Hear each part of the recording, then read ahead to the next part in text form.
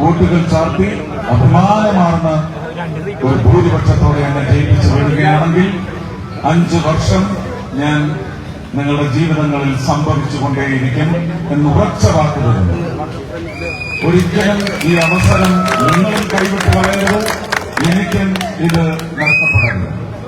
തൃശൂർക്കാർ തെരഞ്ഞെടുക്കുന്നത് തൃശൂർ മണ്ണിന് വേണ്ടിയാണെങ്കിൽ തൃശൂരിലൂടെ തെരഞ്ഞെടുക്കപ്പെടുന്ന ഒരു MP കേരളത്തിന് വേണ്ടി മുഴുവൻ വർദ്ധിക്കുന്ന ഒരു കാഴ്ചയാണ്, അനുഭവമാണ് നിങ്ങൾക്ക് തിരിച്ച് സമ്മാനമായി ലഭിക്കുന്നതെങ്കിൽ ആ ഖ്യാതി തൃശൂര് സമ്മതിദായകർക്കായിരിക്കും എന്ന് ഞാൻ വിശ്വസിക്കുന്നു.